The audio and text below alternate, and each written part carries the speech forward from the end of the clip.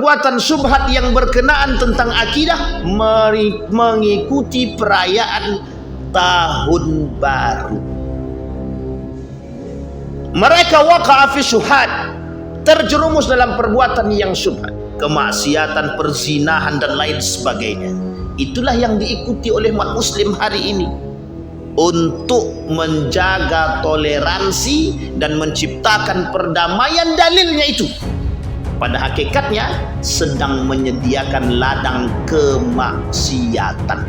Yang menjadi masalah itu jika pemerintah yang mengadakan dan mohon maaf yang diundangnya, itu tadilah saya bilang, sehingga diundang-undanglah tuh artis-artis ternama. Siapa yang tak datang? Diundang Ustadz Dasat Latif, kata dia. Saya yakin tuh tidak ada yang tak keluar tuh. Kata Ustadz Ridwan tidak usah keluar, tapi yang datang Ustadz Dasat Latif, kata dia. Gimana kita nggak goyang? Ustadz Ridwan kan tidak ada masalah, dia masih ecek-ecek tuh. Bersolawat kepada Nabi dengan mengucapkan Allahumma salli ala Muhammad wa ala ali Muhammad fil alamin innaka hamidum majid. Bapak Ibu sekalian yang berbahagia, selalu kita bermunajat kepada Allah agar senantiasa meridai, Allah meridai dan memberkahi setiap perbuatan kita. Allah jadikan kita orang-orang yang selalu bersyukur akan segala nikmat-Nya. Allah jadikan kita orang-orang yang istiqamah dalam beribadah, dalam ketaatan kepadanya. Allah anugerahkan anak-anak yang saleh dan salihah, rumah tangga yang sakinah, mawaddah warahmah, orang tua yang diberikan keluasan rezeki dan keberkahan serta keistiqamahan. Bagi orang tua kita yang telah mendahului kita, Allah tempatkan di tempat terbaik di sisinya. Allah sehatkan, Allah terima amal ibadahnya, Allah kumpulkan bersama orang-orang yang saleh dan salihah. Amin ya rabbal alamin. Baik Bapak Ibu sekalian yang berbahagia, di subuh hari ini kita akan coba mengangkat perkara syubhat yang kata para ulama, syubhat ini banyak terjadi di kalangan kita hari ini, yang sebagian orang berkata, sebagian ulama mengatakan bahwa subhat yang terjadi hari ini adalah condong mengantarkan kita kepada perbuatan-perbuatan yang haram. Nabi berkata di dalam hadisnya, hadis riwayat Bukhari nomor 2051 dan Muslim nomor 1599. Kata Nabi dalam hadisnya, innal halala bayyinun. Kata Nabi, halal itu jelas. Wal haramu bayyinun. Yang haram juga jelas. Wa ma bainahuma mustabihat. Atau dalam riwayat yang lain, umurun mustabihat. Di antara keduanya terdapat perkara-perkara yang syubhat, yang masih samar-samar, yang tidak diketahui oleh banyak kalangan atau banyak orang. La ya'lamuhunna katsirun minan nas, faman ittaqa syubhat istabra'a li dinihi.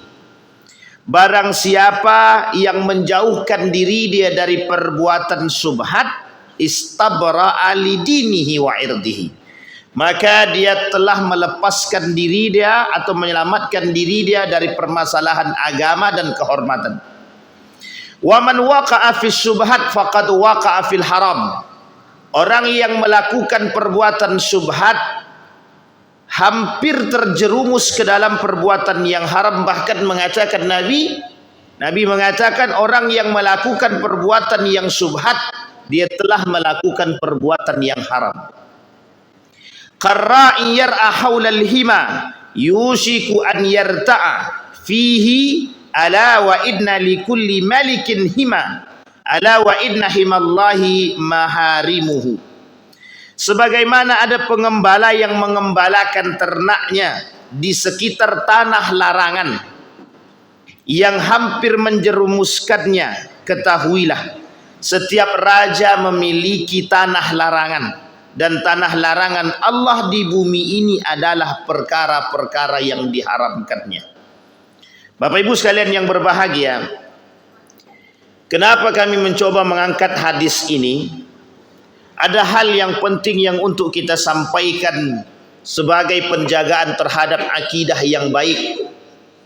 Di dalam pemahaman akidah yang benar, akidah yang baik, akidah yang sahih, bahwa syubhat adalah perkara yang sangat ditakuti oleh para ulama. Bagi orang awam seperti kita ini, bahwa yang namanya syubhat itu selalu ada di antara kita. Tetapi bagi orang yang alim, yang berilmu, seperti para ulama, pada hakikatnya mereka mengerti mana yang halal, mana yang haram. Maka syubhat itu tak lagi penting bagi mereka. Karena sesungguhnya syubhat hanya dipahami bagi orang-orang yang awam, yang tidak terlalu mendalami ilmu agama seperti kita.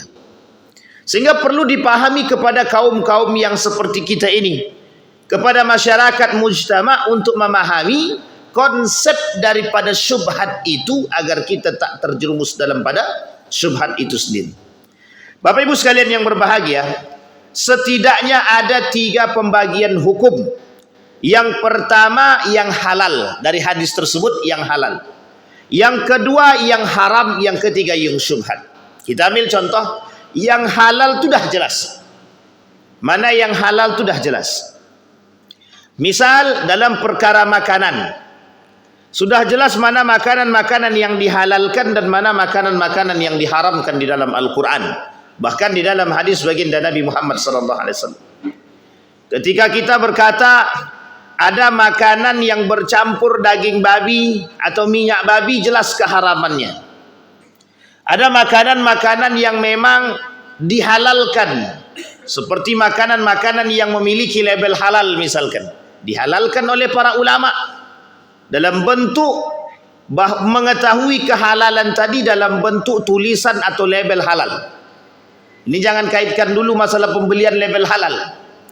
Ada kaitannya, tapi nanti halal jelas kehalalannya. Ketika ada orang bekerja keras karena Allah mencari rezeki dan nafkah untuk anak istri, halal, pendapatannya jelas halal.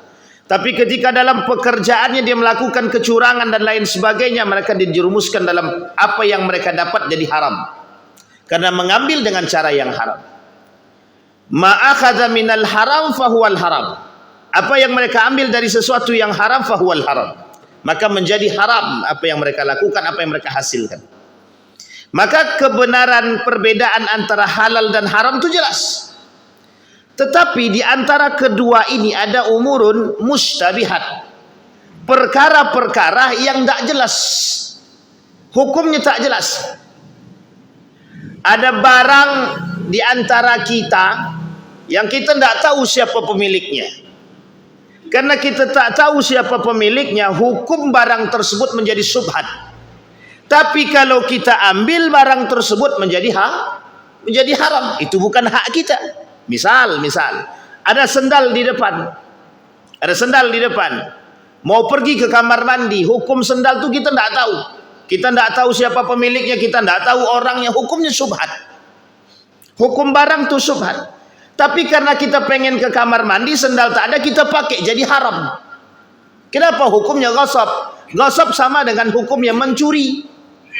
Meskipun cuman ke kamar mandi, setelah itu dibalikkan. Misal ke kamar mandi pakai sendal orang. Sekarang pertanyaannya, apa hukum mengambil barang orang tanpa izin? Haram apa tak haram? Dosa apa tak dosa? Sekalipun cuman pergi ke kamar mandi, meskipun setelah itu dikembalikan. Artinya apa? Dia sudah terjerumus dalam perbuatan yang haram. Maka kata para ulama, merujuk kepada hadis Nabi tadi, faman waqa'a fi syubhat waqa'a fil haram. Yang terjerumus dalam, yang melakukan perbuatan syubhat, dia telah melakukan perbuatan haram. Kecuali sandal itu bertuliskan sandal masjid. Jadi sudah diwakafkan. Ini perkara perbuatan harian yang berkaitan tentang muamalah. Ada perkara syubhat yang hari ini terjadi berkaitan tentang akidah. Apa contohnya? Contoh perbuatan-perbuatan syubhat yang berkenaan tentang akidah, mengikuti perayaan tahun baru. Mereka waqa'a fi syubhat, terjerumus dalam perbuatan yang syubhat. Bayangkan dalam perbuatan yang syubhat itu orang tak tahu hukumnya halal apa tak haram. Orang tak tahu hukum ini, perayaan. Orang tak mengerti sejarahnya. Hukum merayakan tahun baru sebagian ulama berbeda pendapat. Ada yang mengharamkan secara mutlak karena mutasyabih. Ikut perbuatan orang kafir. Dan ini syubhat yang zahir di antara kita hari ini. Syubhat yang sudah menjadi sebuah tradisi di kalangan umat muslim, yaitu syubhat tahun baru. Maka kita namakan judul kita ini di subuh ini syubhat tahun baru. Kenapa kita harus sampaikan ini? Biar banyak di antara umat muslim itu yang tak ikut-ikutan perbuatan-perbuatan demikian. Orang yang pertama kali menetapkan tahun baru itu, Masehi itu Gregorian tahun 1582, kemudian ditetapkan pada fase selanjutnya 1790. Siapa yang buat? Orang kafir. Pertama kali yang melakukan penetapan terhadap tahun Masehi dan dirayakan oleh mereka, diikuti oleh umat muslim. Mengapa? Agar umat muslim ini terjerumus dalam perbuatan yang syubhat. Secara unsur itu kita katakan tak ada masalah. Memang tak ada masalah. Kan cuman datang saja, kan cuman menengok saja. Tapi bayangkan di dalam perbuatan tersebut berapa banyak ladang-ladang kemaksiatan yang disediakan. Ini yang menjadi perkara syubhatnya itu di situ. Kenapa? Diharamkan tak bisa, dihalalkan pun tak bisa. Tetapi kata para ulama, ketika satu perbuatan yang sudah menghadirkan kemaksiatan, banyak kemaksiatan, maka bisa saja dihakimi perbuatan tersebut tidak dibenarkan di dalam Islam. Bahkan ada syubhat-syubhat yang lain. Ada perbuatan atau menyembunyikan kekufuran di balik kambing hitam agama. Mereka jadikan agama sebagai tameng, tapi di belakang perbuatan mereka ada unsur perbuatan syubhat yang mengantar kepada perbuatan yang haram. Kita ambil contoh tahun baru. Apa yang mereka lakukan di tahun baru? Ada orang yang membunyikan trompet, yang mengikuti perbuatan-perbuatan yang seharusnya tidak dimiliki umat muslim. Min husni islamil mar'i tarkuhu ma la ya'nihi. Sebaik-baiknya keislaman seseorang meninggalkan perbuatan yang tidak bermanfaat bagi umat muslim itu sendiri. Pertanyaannya, main trompet ada manfaatnya? Satu, dihukumi haram tak bisa, dihukumi halal juga tidak bisa. Apa hukum main trompet? Haram tak bisa. Apa hukum main trompet? Halal tidak bisa juga. Kenapa? Perbuatan tidak bermanfaat. Tapi sesuatu yang tidak bermanfaat, yang tidak disukai oleh Allah. Contoh yang paling sederhana lagi. Ada orang berkumpul, semua laki-laki kumpul di situ, ngabisin waktu di warung kopi, meninggalkan sholat. Anggaplah sholatnya sholat tapi terlambat. Itu hukumnya dah syubhat itu. Duduknya tak bisa diharamkan, duduknya tidak bisa juga dihalalkan. Tapi kalau sudah nabrak waktu sholat dan membuat dia lalai, hukum tadi jadi apa? Sampai di sini bisa dipahami Bapak Ibu. Dan ini terlalu banyak yang dilakukan oleh umat muslim hari ini, perbuatan yang sia-sia. Itu yang pertama, permasalahan trompet. Mengapa kita dilarang? Menyerupai perbuatan kafir. Mereka merayakan hari raya mereka menggunakan trompet. Mereka menggunakan hari raya peringatan tahun baru menggunakan trompet. Itu yang kita ikuti dibuat oleh kaum-kaum kafir. Memang perkara hukumnya tak bisa diharamkan, memang perkara hukumnya juga tidak bisa dihalalkan. Sehingga terjerumus dalam perbuatan yang disebut dengan syubhat. Artinya apa? Ketika seseorang terjerumus dalam perbuatan syubhat tadi, bayangkan apa yang terjadi pada orang yang melakukan perbuatan syubhat tadi. Bisa saja mengantarkan diri dia kepada perbuatan yang haram. Kita ambil contoh. Datang kepada perayaan tahun baru, halal apa haram? Tidak ada hukum di antara keduanya. Haram tidak bisa diharamkan, bahkan tidak bisa dihalalkan. Tapi lihat, bayangkan ketika dia datang dengan pacarnya. Kira-kira mendatangkan dia kepada yang haram atau yang tidak? Dia pacaran saja sudah haram. Tambah keharaman yang lain, gandeng tangannya. Tambah keharaman yang lain, melirik sana sini. Baik. Sekarang kalau dia datang dengan tidak sama pacarnya, oke. Dia tak datang dengan pacarnya. Apakah terjerumus dalam haram? Belum tentu. Betul, belum tentu. Tapi sangat mungkin dia terjerumus dalam keharaman. Kenapa? Ketika dia datang melakukan perbuatan yang tidak bermanfaat, mohon maaf, ketika jalan di hadapan dia perempuan-perempuan yang berpakaian sempit, berkumpul bersama laki-laki dan perempuan bercampur, sekalipun dia tak datang dengan pacarnya, tapi dia berkumpul dengan para pelaku-pelaku maksiat. Artinya apa? Bisa menjerumuskan orang ke dalam perbuatan maksiat. Banyak dampak daripada perayaan tahun baru. Lebih besar dampaknya lebih besar mudaratnya daripada manfaatnya. Kita ambil contoh. Andai kata perayaan tahun baru itu ditiadakan, maka orang akan berkata begini, kok sunyi ya? Hati-hati, bisa terjerumus dalam sebuah kesyirikan. Kenapa? Menganggap perayaan tahun baru itu sesuatu yang wow. Menganggap perayaan tahun baru itu sesuatu yang baik, yang bagus, padahal belum tentu. Sehingga ketika perayaan tahun baru dihilangkan, semua orang merasa kehilangan. Apa yang terjadi? Hampir saja kita terjerumus dalam perbuatan yang tidak disukai oleh Allah. Bisa saja terjerumus dalam perbuatan syirik. Mengapa? Menganggap hari itu spesial. Sampai di sini bisa dipahami Bapak Ibu.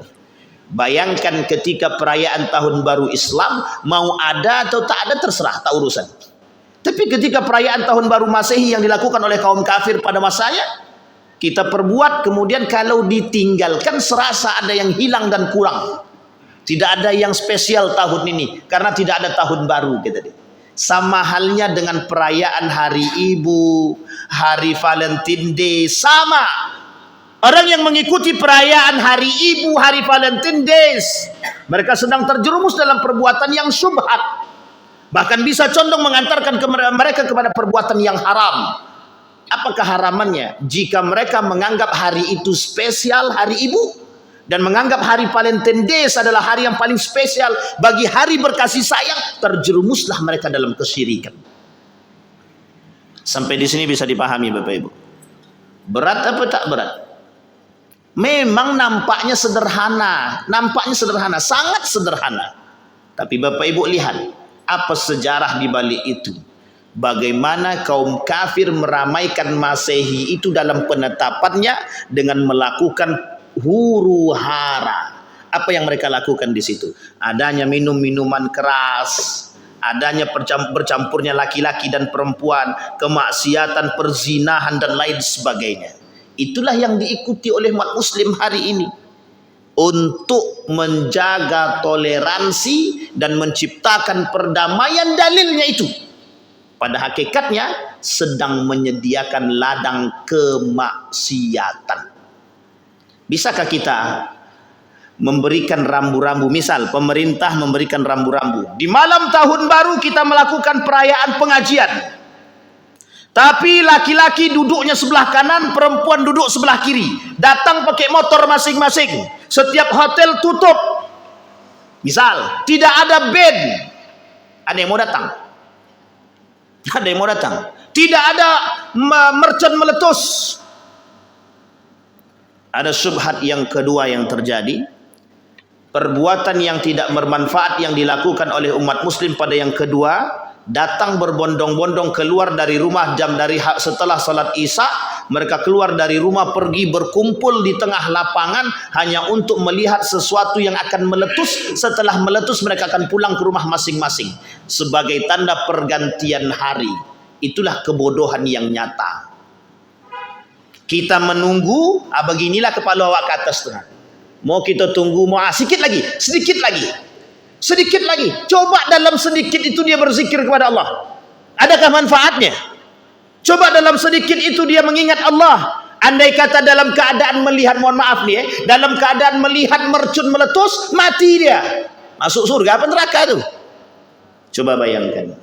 Artinya apa? Tak salah ketika Nabi mengatakan dalam hadisnya itu, kelak di akhir zaman perkara syubhat itu yang paling banyak berada di antara umat muslim. Tapi tahukah Bapak Ibu sekalian yang berbahagia, siapa para pelaku syubhat tersebut?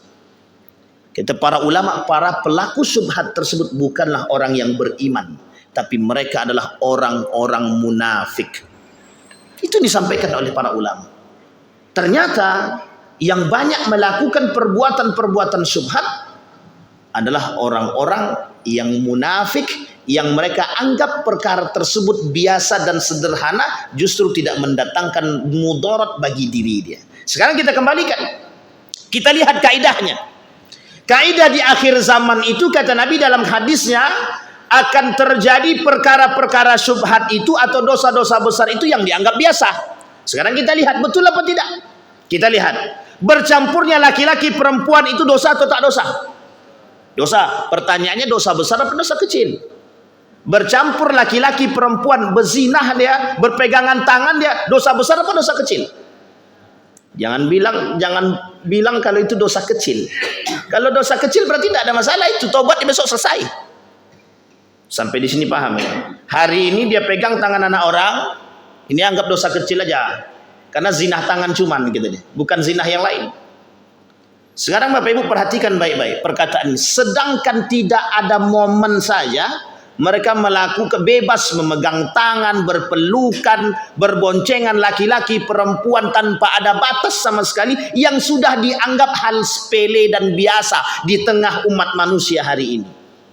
Maka tak salah ketika Nabi mengatakan dalam hadisnya, kelak di akhir zaman, kata Nabi, tidak akan terjadi hari kiamat sampai kalian akan melihat perzinahan seperti binatang berzinah di tengah jalan.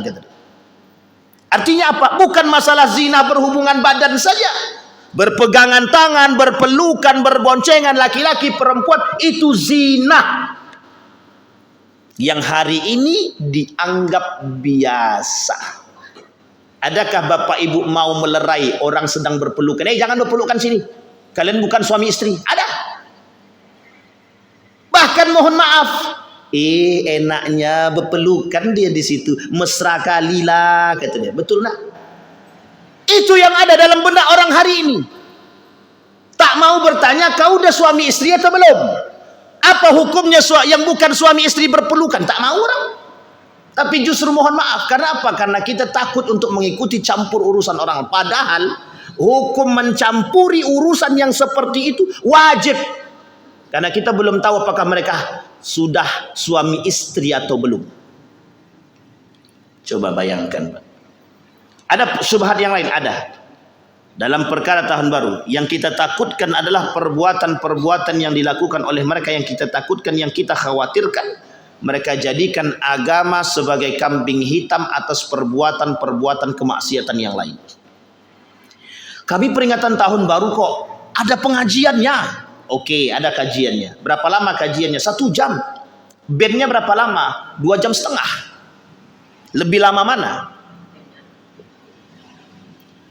Ketika kajian tidur semua. Pas band hidup semua mata. Yang tadinya pas kajian tangannya begini semua, pas band mohon maaf tangannya ke sana kemana-mana nggak tahu. Sekarang pertanyaannya, bisa kita kontrol perbuatan manusia seramai itu? Bisa kita kontrol, bisa kita bagi begitu? Kalau pemerintah punya kebijakan tidak ada masalah, dengan catatan kebijakan yang benar untuk melawan pola pikir semacam itu. Ada alasan mereka buat demikian? Ada, Pak. Kenapa kaum orientalis, kenapa kaum liberal, kenapa mereka para kaum kafir ketika itu melakukan perbuatan demikian, dan kemudian dimasukkan ke dalam menjadi sebuah tradisi umat muslim hari ini, agar umat muslim tahu beragama itu jangan alim-alim benar. Biar kita umat muslim ini tidak alim terhadap agama, tidak mendalam terhadap agama. Kenapa? Karena mereka tidak suka dengan kita beragama secara kuat. Mereka tidak senang dengan ada kajian-kajian begini. Makanya ada pengajian bubarkan. Karena nggak senang, yang nggak senang itu siapa? Kaum munafik. Mereka tidak turun langsung, Pak. Kaum kafir itu tidak turun langsung, capek kami kalau turun langsung. Kami bayar saja orang-orang munafik yang dibayar tadi untuk mengurus kita. Makanya disediakanlah namanya orientalis. Orientalis menghasilkan produknya liberalisme, sekulerisme, pluralisme untuk menjauhkan kita dari agama. Sekulerisme dibuatnya kita sekuler. Apa salah satu contohnya? Bapak Ibu boleh lihat orang yang datang ke acara tahun baru itu pakai celana sempit atau celana gamis. Yang datang tuh tidak mungkin bergamis. Terkhusus perempuan. Kalau bisa dia keluar nggak pakai celana dia keluar itu. Coba bayangkan. Karena ini tradisi gitu deh. Artinya apa? Banyak sekali Pak. Yang saya sebutkan itulah yang kita alami Pak. Mohon maaf, kami kecil dulu ikut Pak. Karena kita tidak tahu hukumnya, nggak tahu apa perbuatannya, apa yang dilakukan. Kita datang ke situ dalam pikiran saya. Waktu itu mungkin lagi sehat otak nih. Kalau cuman kesini cuma nengok mercon aja, kenapa kita tak beli mercon sendiri? Kita hidupkan sendiri di rumah, selesai, jelas merconnya. Momennya ndak begituan, ndak enak momennya itu kalau kita sendirian di rumah sekarang. Oh, itu dia. Ternyata memang mencari momen untuk bermaksiat memang. Apalagi kalau datang dengan pacar, waduh, ajib kata dia. Uniknya lagi, orang tua mengizinkan anak gadisnya, anak laki dia keluar membawa anak orang. Coba bayangkan. Itu salah apa tak salah tuh? Nah, sekarang Bapak Ibu, itu syubhat yang jelas di tengah kita hari ini. Bayangkan jika, mohon maaf, anak kita yang pergi keluar dan dibawa oleh mereka terjerumus dalam kemaksiatan. Meskipun hanya bergandeng tangan, tapi mereka telah terjerumus dalam kemaksiatan. Yang menjadi pertanggungjawaban dosanya mereka saja atau kita juga? Orang tuanya kemana? Nak, kenapa kau keluar? Cuman mau nengok bom meletus Pak. Sama siapa kau keluar? Sama anak si Anu tuh kawan saya Pak. Laki-laki atau perempuan? Laki-laki. Lantaklah pergilah. Jangan lama-lama ya. Nanti habis itu pulang. Jam 12 malam Pak, jangan lama-lama. Maksudnya apa itu?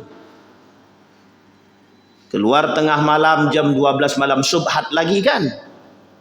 Itu baru perkara. Nah, yang menjadi perkara agama kita hari ini, kesubhatan dalam agama dan akidahnya apa? Dianggap perkara-perkara yang berdosa seperti ini dianggap biasa. Inilah kerennya kaum-kaum murji'ah. Nah, saya sampaikan Bapak Ibu, ada kelompok namanya murji'ah yang menganggap dosa itu, perhitungan dosa dikembalikan kepada hati manusia. Kalaulah itu dosa besar dianggap biasa sama mereka, bagaimana kalau dosa-dosa yang lain yang biasa mereka anggap dikembalikan kepada hati manusia? Itu perhitungannya tergantung pada hati dia. Makanya kita katakan sekalipun dia bezinah sekalipun, kata kaum murji'ah tadi, kalau dia tergantung pada hati dia, kalau hati dia mengimani Allah, sekalipun dia bezinah, dia tidak kufur. Sekalipun dia bezinah dia, tapi hati dia tetap beriman kepada Allah, dia tidak kufur. Sekarang itu yang mau dicekoki kepada kita hari ini Pak.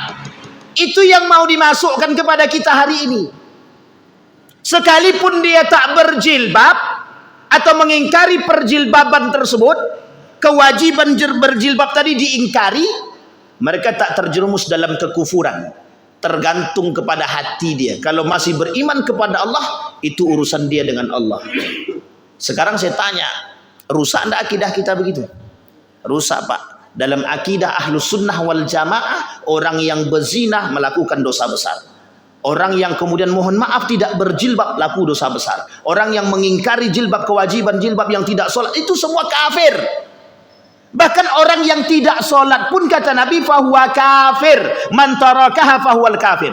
Yang meninggalkan sholat saja, meninggalkan bukan mengingkari, tapi meninggalkan sholat kafir. Orang yang tidak membayar zakat kafir, orang yang tidak berpuasa kafir, kata Nabi dalam hadisnya. Datang kelompok-kelompok tertentu tadi.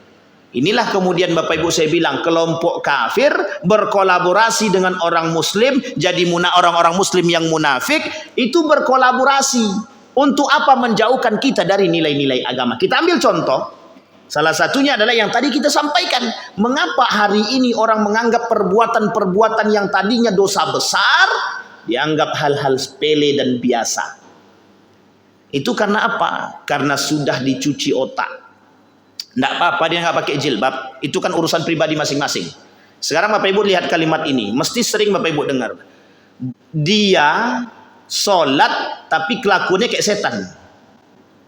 Mending dia kan tak sholat tapi baik akhlaknya. Sekarang saya tanya, mending mana? Mending yang sholat kelakuannya kayak setan, atau mending yang tidak sholat tapi akhlaknya baik? Mending yang mana, Pak? Jangan pilih salah satu gitu deh. Salah. Jangan cari pilihan yang lain. Nomor 2 apa nomor 1? Lebih baik akhlak tapi yang penting tak sholat? Sama halnya, dia berjilbab tapi lisan dia mencaci memaki orang. Mending dia tak berjilbab tapi tak pernah mencaci maki orang. Mending yang mana? Tidak ada mending-mendingnya Bapak Ibu. Semuanya salah. Artinya apa? Dengan kalimat itu orang terbiasa dalam telinga mereka yang hari ini subhat itu yang kita dengar. Makanya mohon maaf Bapak Ibu. Ada orang ke masjid, urusan dia ke masjid dapat pahala di sisi Allah. Urusan lisan dia mencaci maki orang, dosa daripada lisan dia. Sama, orang yang berakhlak dinilai akhlaknya di hadapan Allah. Orang yang tak berjilbab berdosa di hadapan Allah. Tapi kita lihat unsur keduanya, mana yang paling mentiadakan ketaatan kepada Allah. Satu, kalau dia tidak berjilbab berarti dia tidak taat kepada Allah. Tapi sebaliknya, ada yang mencaci dan memaki orang sekalipun dia sholat, dia juga sudah menentang Tuhan, menentang Allah dalam ketaatan dia. Artinya apa? Kedua-duanya tetap berdosa. Cuma dianggap biasa. Makanya mohon maaf, gara-gara bahasa itulah nggak apa-apa kami nggak pakai jilbab, yang penting akhlak kami baik. Itu yang terjadi sekarang. Buat apa nak sholat sementara akhlakku belum baik-baik banget? Artinya mau sampai kapan dia sholat? Aku belum sanggup berjilbab Ustaz, hatiku masih kotor, sampai kapan hatimu bersih? Betul apa salah tuh kalimat itu? Kalimatnya salah bang. Kalimat tuh salah. Ya kita katakan salah. Mau berjilbab tidak nunggu hati bersih, karena tak akan bersih-bersih. Manusia mana yang hatinya bersih? Tidak ada Pak. Manusia itu semuanya hatinya terdiri atas 2. Dalam dirinya cuma ada 2. Kalau tidak kotor ya bersih, karena cuma 2 yang ada dalam diri kita nih. Kalau tak baik ya buruk. Sekarang menunggu perkara baik itu kapan? Pokoknya nanti ada masanya kami baik itu Ustaz. Lah mati. Itu baik ya memang. Karena tak buat-buat lagi. Dah mati pun, apa nak buat? Dah dalam liang kubur, nak bergerak pun tak bisa. Mencaci maki pun tak bisa lagi. Artinya apa? Inilah yang dikeluarkan oleh kaum-kaum liberal, orang-orang terdahulu untuk merusak kita. Lebih baik kami tidak solat tapi kami berakhlak daripada kami solat mencaci maki orang. Apa gunanya solat dia? Sementara dia masih berzina, masih selingkuh kata dia. Coba bayangkan, apa gunanya solat dia? Pertanyaannya adalah, salahkah ketika mereka melakukan hal demikian? Tidak salah Pak. Tidak salah. Apakah orang-orang yang sholat itu tidak diuji oleh Allah? Apakah orang yang sholat tidak diuji oleh Allah? Pasti diuji, semakin besar ujian dia. Artinya semakin dia sholat semakin besar ujiannya. Jadi kalau biar kami tidak diuji, Ustaz, lebih baik kami tak sholat. Itu dia kembali lagi pada poin yang kedua tadi. Artinya Bapak Ibu sekalian yang berbahagia, mereka merusak kita dari cara berpikir kita Pak. Sama halnya dengan tahun baru. Dianggap sebagai perbuatan yang sederhana. Tapi coba kita berpikir dengan nalar sehat kita. Betapa bodohnya kita hanya diarahkan seperti, mohon maaf. Kita diarahkan seperti keledai. Seperti binatang ternak kita diarahkan hanya untuk melihat sesuatu yang tidak bermanfaat bagi kita umat muslim. Orang yang beriman akan mengatakan bahwa melihat mercon meletus itu perbuatan yang sangat tidak bermanfaat. Orang yang mukmin mengatakan mendengarkan musik itu tidak bermanfaat. Berani Bapak Ibu katakan begitu? Wajib Pak, wajib berani. Karena bagi seorang muslim mendengarkan musik bisa melalaikan. Bagi seorang mukmin mendengarkan musik sangat bisa melalaikan diri dia. Sekarang kita berbondong-bondong Pak nonton konser. Yang didatangkannya siapa? Rhoma Irama. Datang ribuan orang tuh. Tiketnya mahal, ratusan ribu, hutang belum lunas. Sudah hutang belum lunas, nonton bisa. Ini uniknya Pak. Kalau kita mau kait-kaitkan lagi, banyak kali perkaranya itu Pak. Banyak sangat kesubhatan yang nyata. Maka Bapak Ibu sekalian yang berbahagia, inilah model pendangkalan keimanan yang dilakukan oleh kaum-kaum liberal untuk merusak kita. Melalui kolaborasi mereka dengan kelompok-kelompok tertentu. Di dalam pahamnya orang-orang liberal Bapak Ibu, hal semacam ini atau lebih tepatnya kaum-kaum munafik, hal seperti ini dianggap biasa dan hal seperti ini hal yang wajar. Tujuannya adalah agar umat muslim itu tidak terlalu fanatik terhadap agama. Jadi kita nih kalau selalu terlalu dekat dengan agama salah. Kalau kita jauh daripada agama, itulah yang mereka inginkan. Maka Bapak Ibu kata para ulama, penyebab kedangkalan akidah kita, penyebab kedangkalan akidah satu golongan terhadap setiap muslim tersebut disebabkan karena kebodohan mereka terhadap akidah yang sahih. Jadi pemahaman kita terhadap agama yang benar itu sangat penting Bapak Ibu. Kita ambil contoh, idza min akmalil mu'minina imanan wa ahsanuhum khuluqan. Kata Nabi, sebaik-baiknya keimanan seseorang itu adalah ketika mereka memahami keimanan dengan sempurna dan mereka berakhlak mulia. Pertanyaannya adalah, kapan kita dikatakan berislam dengan baik? Ketika kita meninggalkan perkara yang disebut dengan syubhat. Orang yang bisa meninggalkan syubhat, maka mereka telah berwara. Tahu wara Bapak Ibu? Wara itu melepaskan diri dari perbuatan-perbuatan syubhat. Misal contoh sederhana, ada uang di tengah jalan Bapak Ibu ketemu, jumpa, kira-kira hukumnya apa itu? Hukum uangnya yang syubhat, hukum ngambilnya haram. Maksudnya ngambilnya kalau tidak dipergunakan tidak ada masalah. Cuman kan kalau 100.000 tuh goyang juga tangan awak. Apalagi dahaga sedang haus ini kan susah.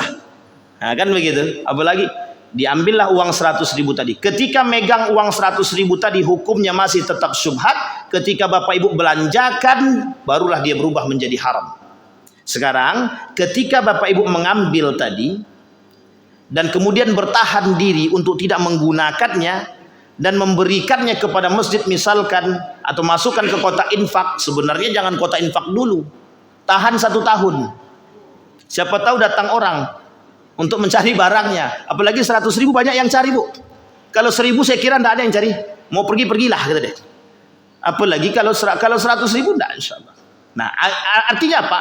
Ketika tangan kita ini bertahan untuk tidak memanfaatkan itulah yang disebut dengan wara.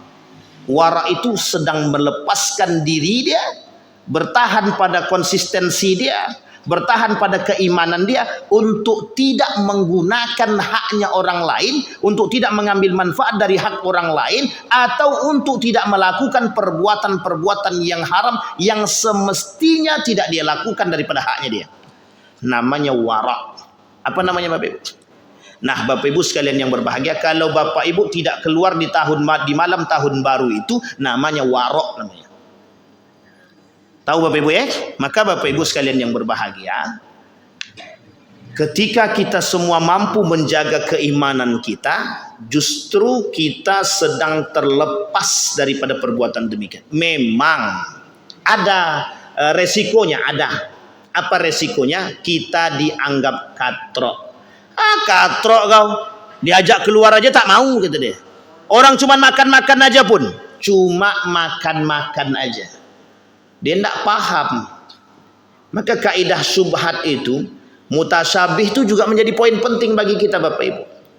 Kita tidak pengen terjerumus dalam menyerupai perbuatan kafir. Saya mengikuti guru saya. Guru saya anak daripada Maimun Zubair, Gus Najib. Apa kata Gus Najib? Anak daripada Syekh Maimun Zubair, kata beliau, kata Gus Najib itu, ketika ditanya bagaimana pendapat Gus terhadap orang yang keluar di tahun baru, kata dia, meskipun cuma sekedar makan-makan, apa jawaban beliau? Sudah, berdiam diri saja di rumah, itu lebih baik, dan bermunajat kepada Allah, berzikir kepada Allah, dan jaga keluarga agar tidak terjerumus dalam tidak terjerumus dalam mutasyabbihat, kata dia. Nah, saya mengikuti itu, Pak. Dan saya lebih condong mengatakan kepada kita semua, lebih baik kita menahan diri kita daripada perbuatan yang syubhat ketimbang kita terjerumus dalam perbuatan yang syubhat, yang oleh para ulama dikatakan orang yang terjerumus dalam pada syubhat mereka akan terjerumus dalam perbuatan yang haram. Nabi juga kata, wa man waqa'a fi syubhat faqad waqa'a fil haram. Orang yang terjerumus dalam perbuatan syubhat dia akan terjerumus dalam perbuatan yang haram. Itu syubhat-syubhat yang saya sampaikan, Bapak Ibu. Syubhatnya tentang kerusakan akidah, tentang muamalahnya, ada semua di situ. Bahkan mohon maaf Bapak Ibu, kemampuan kita untuk melarang anak kita keluar dari rumah pun kadang-kadang kita tidak kuat, Pak. Nak, jangan keluar ya nak. Sebentar cuman, Mak. Janganlah keluar lagi, nak. Kata guru kami, kata guru mama, itu tak baik kalau keluar. Itu kan kata guru mama. Kata guru kami tidak, Mak. Tidak ada masalah kok. Nah, inilah yang terjadi, Pak. Maka berat bagi kita Bapak Ibu. Yang paling bisa mengambil kebijakan ini adalah pemerintah. Kalau pemerintah tidak melakukan perayaan tahun baru, insya Allah aman. Yang menjadi masalah itu jika pemerintah yang mengadakan dan mohon maaf yang diundangnya, itu tadilah saya bilang. Sehingga diundang-undanglah tuh artis-artis ternama. Siapa yang tak datang? Diundang Ustadz Dasat Latif, kata dia. Saya yakin tuh tidak ada yang nak keluar tuh. Kata Ustadz Ridwan tidak usah keluar. Tapi yang datang Ustadz Dasat Latif, kata dia. Gimana kita nggak goyang? Ustadz Ridwan kan tidak ada masalah. Dia masih ecek-ecek tuh. Ini Ustadz Dasat Latif aja datang. Ini masalah, Pak. Yang ngisi Ustadz Abdus Somad misalnya. Saya tidak yakin kalau Bapak Ibu tidak datang tuh. Kecuali yang benar-benar itu. Artinya apa Bapak Ibu sekalian yang berbahagia? Menjaga diri itu berat Bapak Ibu. Makanya saya katakan di beberapa tempat syubhat yang terjadi di akhir tahun itu sangat banyak sekali. Namanya syubhat musiman. Apa namanya Bapak Ibu? Syubhat musiman. Baik. Di dalam perkara hukum dalam hadis yang tadi kita bacakan disebut ada 3. Satu halal, satu haram, satu lagi syubhat. Ketiga-tiganya itu 2 diantaranya jelas. Baik yang haram, baik yang halal. Itu jelas. Tetapi yang tidak jelas kata para ulama adalah yang syubhat, yang condong mengajak mereka kepada yang keharaman. Perkara syubhat ada yang tahu, ada yang tidak diketahui. Ada yang tahu, ada yang tidak diketahui. Yang kita tahu selama ini cuma hal-hal yang nampak saja. Makanya kenapa tahun baru itu dianggap hal yang biasa? Karena mereka tidak tahu kalau itu syubhat. Sekarang kalau kita sudah kasih tahu, sudah tahu. Harusnya kalau kita sudah tahu, kita tinggalkan. Orang awam dalam menghadapi perselisihan para ulama, para orang awam seperti kita ini lebih baik menjaga agama kita dan harga diri kita ketimbang kita mengikuti dia. Oleh para ulama mengatakan berdiam diri tidak keluar di tahun baru itu lebih baik ketimbang kita terjerumus dalam kesalahan. Atau bahasa lainnya adalah perdebatan para alim terhadap perkara syubhat ini, ketika orang awam bagaimana sikapnya? Sikapnya orang awam terhadap sesuatu yang syubhat, melepaskan diri dia dari perbuatan yang dianggap syubhat. Kenapa kok begitu Ustaz? Karena ada para ulama yang membenarkan, ada para ulama yang membolehkan melakukan syubhat hanya orang-orang yang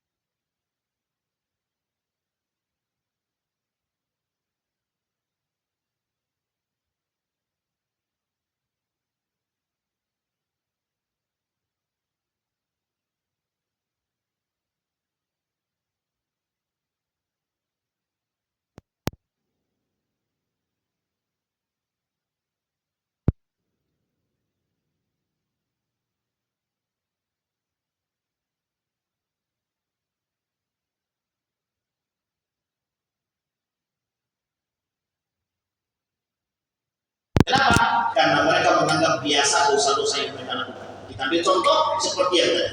Kenapa banyak umat muslim tidak sholat? Jangan salahkan para ilmuwan-ilmuwan dan jangan salahkan para peneliti-peneliti dari Inggris tadi. Apa kata orang-orang Inggris? Kata salah seorang peneliti dari Inggris, aku melihat Islam di Indonesia, aku melihat Muslim di Indonesia, tapi aku tidak melihat Islam. Artinya apa? Banyak orang Muslim, tapi banyak yang tidak sholat. Banyak yang sholat, ternyata banyak yang tak khusyuk. Coba bayangkan. Banyak yang sholat, tapi banyak yang tak ke masjid. Tak salah kata. Banyak orang Muslim, tapi banyak yang tak berjilbab. Kata mereka, apa kata mereka?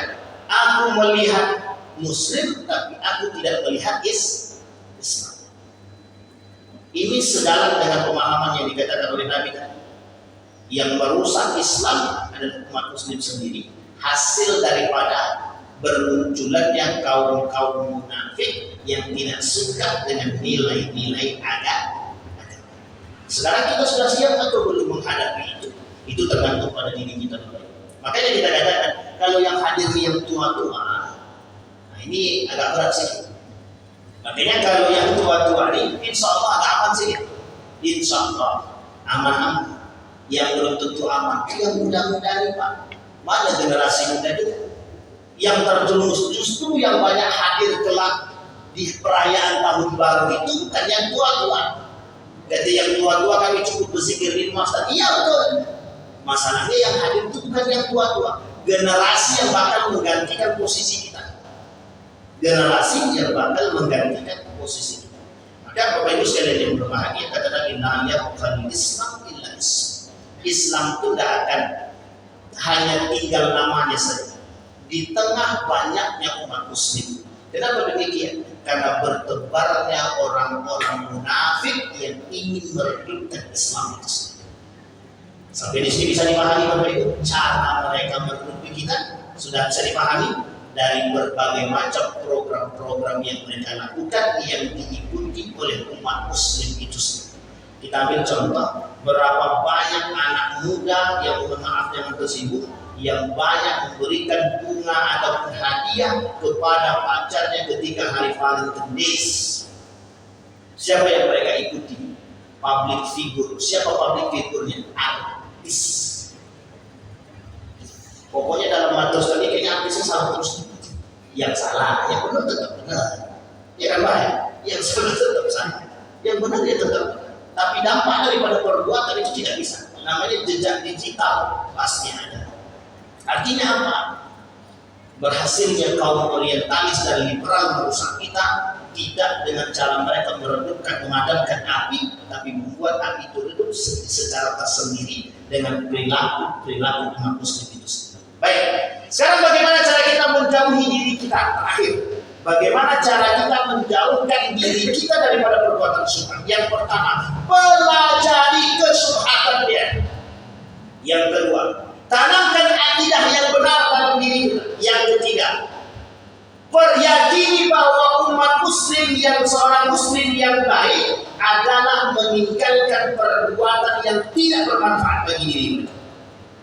Yang ketiga, pahami bahwa setiap perbuatan syubhat itu adalah mengantarkan kita kepada yang haram. Dan yang terakhir, berbuat keimanan, redupkan hawa nafsu, jaga diri daripada kemaksiatan, sehingga bisa menjadi orang-orang yang dicintai oleh Allah. Inna min akmalil mu'minina imanan ahsanuhum khuluqan. Selain daripada kesempurnaan iman yang terdapat dalam diri seorang mukmin adalah keimanan yang baik, yang kedua adalah akhlak yang baik.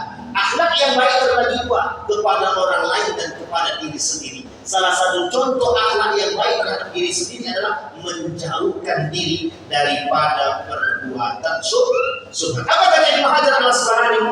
Jika perkaranya syubhat samar-samar, maka sepatutnya ditinggalkan. Karena jika seandainya kenyataannya bahwa perkara tersebut itu haram, maka ia berarti telah berlepas diri. Jika ternyata halal, maka ia telah diberikan jalan karena meninggalkannya untuk maksud yang sama.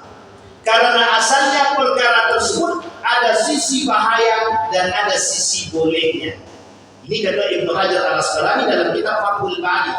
Kemudian Syekh Shalih Fauzan mengatakan, sebagaimana penggembala yang mengembalakan ternaknya di sekitar tanah larangan. Ini misalnya begini, bapak ibu mengembala sapi atau kambing atau apapun itu di tanah orang, posisi kambing ke dalam itu subhan. Kalau dah dia makan rumput orang tadi jadi haram juga. Sampai di sini paham? Kalau dia tak makan pun dia tak salah. Cuma masuknya ada salah. Kok masuknya kandang orang? Tapi kan kita nggak tahu itu kandang siapa. Betul, baik. Sekarang ada halaman terbuka. Ada halaman terbuka atau lapangan terbuka. Masuk kambing kita di sini. Kalau cuma jalan saja tak ada masalah. Tapi kalau dia makan rumput tadi, kita kan nggak tahu itu rumput siapa. Bisa jadi ada yang punya. Kalau ada yang punya, sama cerita seorang pemuda yang makan buah apel yang jatuh ke dalam sungai. Bayangkan Bapak Ibu, keimanan yang sempurna tadi memberikan pengaruh kepada perbuatan yang baik hanya karena pengaruh perbuatan meninggalkan perbuatan syubhat.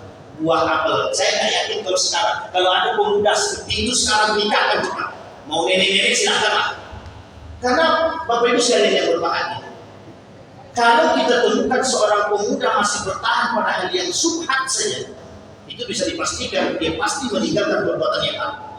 Bayangkan hanya satu gigit apel itu bisa mengangkat rasa bersalah yang berkepanjangan sehingga dia mampu menempatkan diri dia untuk mendapatkan ketenangan hati dan kebersihan keimanan. Coba bayangkan. Pertanyaannya, hari ini ada nggak ya? Ada Bu ya? Mudah-mudahan ada.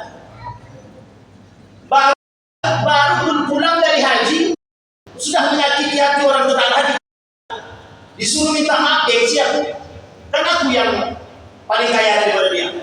Coba bayangkan. Hanya karena itu kita dan banyak perkara-perkara yang lain. Nah kata Syekh Shalih Fauzan, sebagaimana pengembala yang mengembalakan ternaknya di sekitar tanah larangan, hampir menjerumuskan dia kepada yang haram. Maka demikian pula manusia, ia tidak mampu mengendalikan dirinya dari terjerumus kepada keharaman jika hal itu masih syubhat yang hukumnya samar-samar dan tidak jelas. Permisalan yang Nabi buat, yang Nabi sampaikan dalam hadis ini adalah permisalan yang begitu jelas dan mudah dicerna. Hadis ini menunjukkan wajibnya bagi kita menjauhi perbuatan-perbuatan yang syubhat. Akhir Bapak Ibu, kita tidak tahu apa yang ada di balik program perayaan tahun baru oleh kaum kafir. Kita tidak jelas Bapak Ibu. Kita tidak mengerti. Kita tidak paham manfaatnya apa. Dan kita tidak mengerti bagaimana mudharatnya secara besar. Artinya apa? Ketidaktahuan kita lebih baik membuat diri kita lebih bertahan atau mencari aman. Apa maksudnya? Tinggalkanlah. Maka Bapak Ibu sampaikan kepada anak-anak, nah, jangan ada yang ikut-ikutan perayaan tahun baru. Cukup di rumah saja. Kalau mau keluar cari makan, balik rumah balik. Bawa makanan dibungkus, makan di rumah. Tak serumah, kita buat seru nanti. Gimana caranya pada pandainya? Itu tergantung keluarga orang tua lagi. Membuat itu seru. Kalau nak seru-seru juga, apa yang game? Game apa? Game Islami. Tebak-tebakan. Ada yang mau gitu? Buatlah. Kalau tidak, takutnya kita terjerumus dalam perbuatan yang salah. Ada pertanyaan apa itu tentang tahun baru? Mesti tak ada. Ada? Silakan. Silakan Pak. Kalau di rumah kita ada perkara itu ada. Pertanyaan yang sama ya Pak. Saya merujuk kepada guru saya tadi Pak ya. Kalau cuma di rumah anak beranak saja, kata guru saya anak beranak saja. Kalau kita merujuk kepada fatwanya para ulama-ulama Nahdlatul Ulama atau NU, itu mereka tak ada masalah. Kalau merujuk kepada pemahaman Syekh Shalih Fauzan, itu mereka lebih baik tidak usah.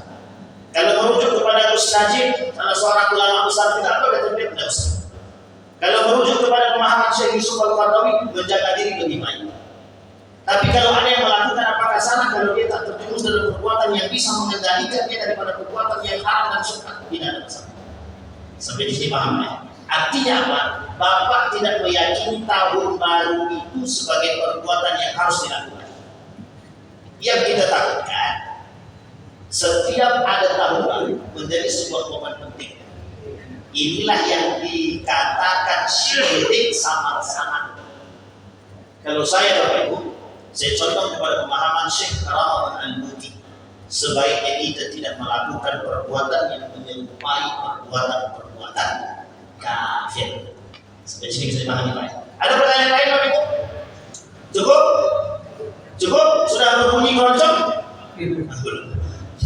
Baik, silakan Pak. Baik. Kalau tidak ada, kita berdoa kepada Allah, mudah-mudahan apa yang kita sampaikan di subuh hari ini Allah ridai, Allah berkahi.